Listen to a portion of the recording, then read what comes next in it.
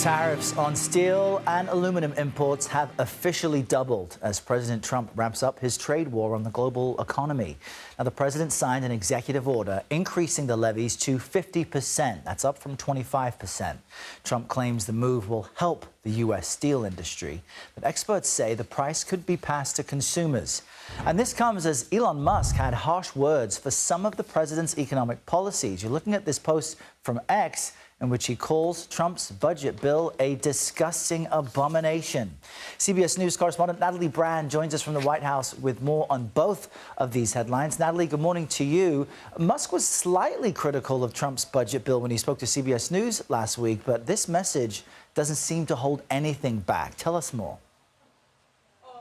Yeah, good morning, Errol. It signals that perhaps Musk feels like he can be increasingly more candid now that he's stepped back from the administration, from Washington. Now, notably, President Trump, I have not seen him respond to that post directly on social media, but his White House press secretary was asked about it, and she said that President Trump understood where Musk stands on this bill, but that it doesn't change the president's opinion. Now, Speaker Johnson over on Capitol Hill also weighing in, saying that he was surprised and disappointed by that social media post by Elon Musk, particularly because Johnson said he had a conversation with Musk on Monday to talk about what he said were the virtues of that bill. Musk, to CBS News, has been increasingly vocal about his discontent with the bill based on what it does to the federal debt and deficit, but also note, Errol, that the House-passed version also phases out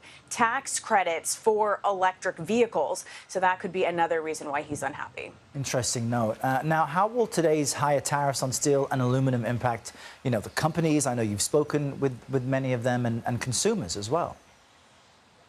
Yeah, trade associations worry that this is going to impact the consumer, everything from, building materials to autos to food cans. I spoke to the Can Manufacturers Institute, and they say that the type of metal used for many food cans, that tin mill steel, most of it, around 75%, they estimate, comes from abroad because U.S. producers of steel have chosen to focus on higher quality, more specialized steel. So the spokesman for this association says that consumers can expect potentially higher prices at the grocery store. Take a listen. Our tariff costs are passed along in the supply chain. So if we see a doubling from 25% to 50%, we can expect that cost to get passed along to producers. It will be up for retailers and producers to decide ultimately how they adjust their pricing. But what we are seeing in our supply chain will be an increase in cost to produce metal cans, which will then get passed along in the process of production.